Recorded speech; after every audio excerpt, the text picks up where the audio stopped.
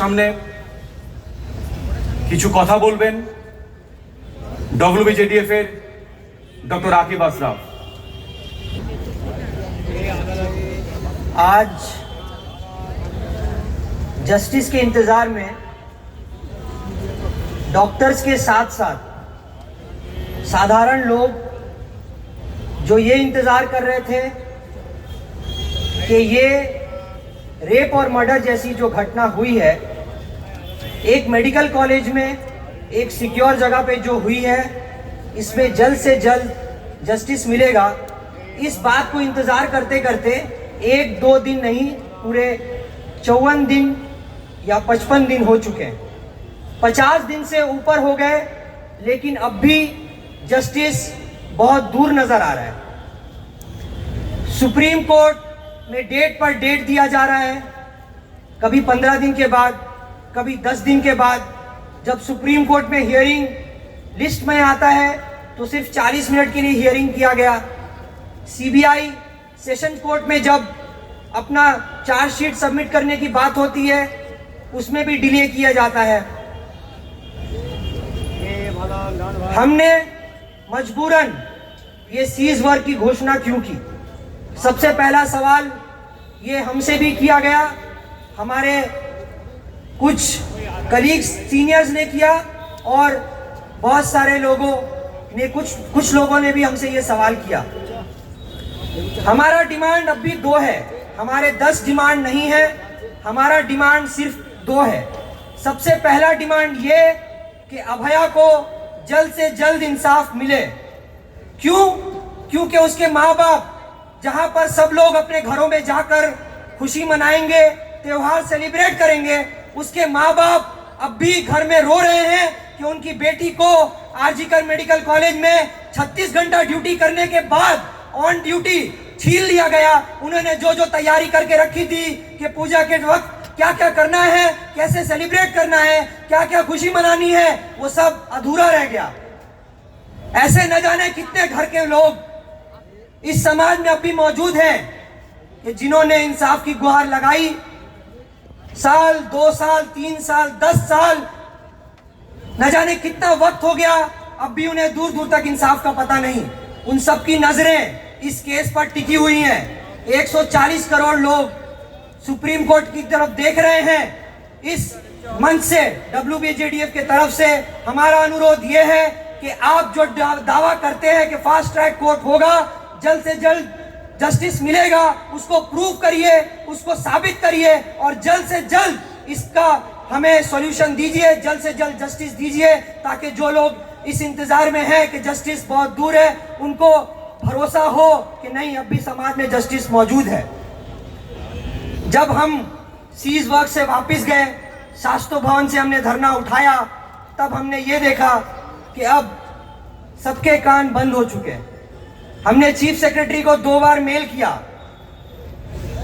कई बार कम्युनिकेट करने की कोशिश की कि आइए मीटिंग पे बैठिए, क्योंकि हमारा जो डिमांड है वो सिर्फ डॉक्टर्स के रिलेशन में नहीं है, वो पूरा एक हेल्थ सिस्टम चेंज करने के लिए है, जिससे डॉक्टर्स को, ऑन ड्यूटी डॉक्टर्स को जो फायदा पहुंचेगा, उसके साथ साथ जो पेशेंट दर बदर की ठोकरें खाते रहते हैं, बहुत दूर से आते हैं, जिन्हें पता नहीं होता कि कितना बेड खाली है, अब क्या करना है, इन सब का सॉल्यूशन निकले। इसीलिए हमने सेंट्रल रेफरल सिस्टम की बात की, इसीलिए हमने बेड रीएड्रेसल सिस्टम की बात की, इसीलिए हमने जूनियर डॉक्टर्स को सुविधाओं बेहतर करने के लिए बात की, इसीलिए हमने पेशेंट व्यवस्था को सुधारने के लिए बात की, लेकिन अभी तक इस पर कोई जवाब नहीं है।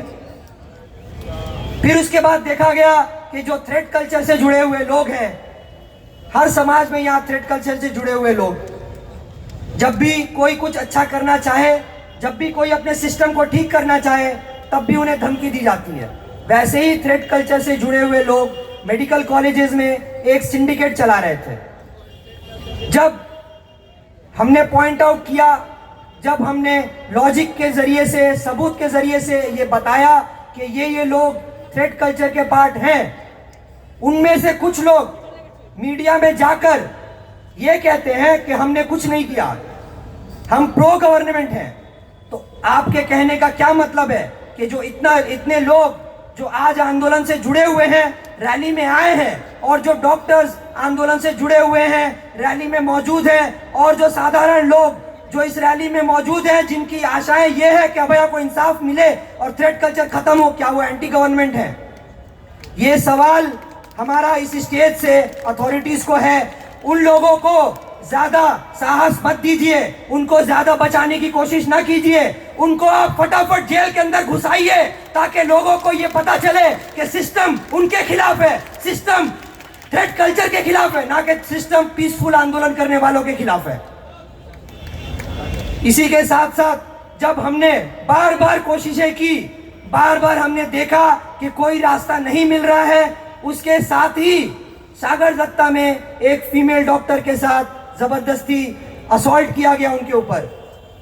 कैलकाटा नेशनल मेडिकल कॉलेज में क्या हुआ, रात में ड्रंक पेशेंट, उसके साथ 10 पेशेंट पार्टी अंदर घुसकर एक इंटर्न जो कि अभी जस्ट पास आउट है, जिसकी एज 22-23 इयर्स है, उसको अब्यूज कर रहे हैं कि तुमको बाहर देख लेंगे। उसके साथ साथ रामपुर हाट मेडिकल कॉलेज, उसके साथ साथ बर्धमान मेडिकल कॉलेज, और फिर हमने देखा डायमंड हार्बर मेडिकल कॉलेज में इंटर्न के ऊपर मॉलेस्टेशन भी किया गया। जब हम मीटिंग कर रहे थे तो हमें यह बताया गया कि तुम सीज वर्क अगर उठाते हो तो सरकार तुम्हारी सारी जायज मांगों को मंजूर करेगी। हमने सीज वर्क उठाया, हम काम पर भी वापस गए, फिर भी हम देख रहे हैं कि जो भी मेडिकल कॉलेजेस में ये घटनाएं हो रही है उन पे कोई कंट्रोल नहीं है। इसी के साथ साथ थ्रेट कल्चर भी दोबारा एक्टिव हो गया। कोई एचओडी ये कहते हुए नजर आ रहे हैं कि अभया तो फिर से होगा। हम इस बात को मानने से इनकार करते हैं। दूसरा अभया कभी ना हो, इस बात को हम सुनिश्चित करना चाहते हैं, इसीलिए हम सीज वर्क पे आज बैठे हैं। इसीलिए हम चाहते हैं कि मेडिकल सिस्टम एजुकेशन चेंज हो, ताकि उसका चेंज समाज में भी देखा जा सके, ताकि वो चेंज साधारण मनुष्य तक पहुंचे, ताकि उस चेंज के जरिए हम ये सुनिश्चित कर सकें कि कल को किसी भी मेडिकल कॉलेज या कहीं पर भी काम करने वाली कोई भी महिला के साथ ऐसी घटना ना हो कि इससे शर्म से समाज का सर झुक जाए। हम West Bengal junior doctor friends की तरफ से यह भी बताना चाहते हैं कि सीज वर्क से जितनी तकलीफ लोगों को होती है, उससे ज्यादा तकलीफ हम डॉक्टर्स को होती है। हमारा काम यही है सेवा करना, इसी के लिए हमने पढ़ाई की है, इसी के लिए हम मेडिकल कॉलेज में गए हैं मजबूरन, लेकिन हमें सड़कों पर लाकर खड़ा कर दिया जा रहा है। आज हमारी बात कोई सुनने के लिए तैयार नहीं। जब आप शास्त्री भवन में रातों रात सीसीटीवी कैमरा लगा सकते हैं तो आप सिक्योरिटी को मेडिकल कॉलेजेस के अंदर जल्द से जल्द क्यों नहीं दे सकते? जब 4 घंटे के अंदर अंदर संदीप घोष का ट्रांसफर ऑर्डर निकल सकता है तो जल्द से जल्द जो खाली पदे मेडिकल कॉलेजेस में हैं उनको क्यों नहीं भरा जा रहा? क्यों जूनियर डॉक्टर्स के ऊपर हेल्थ सिस्टम को छोड़ा गया है कि जब जूनियर डॉक्टर्स थक के काम करके मर जाएगा तो हेल्थ सिस्टम पूरा कोलैप्स हो जाएगा? ये लोग डिजर्व नहीं करते, ये साधारण लोग डिजर्व नहीं करते।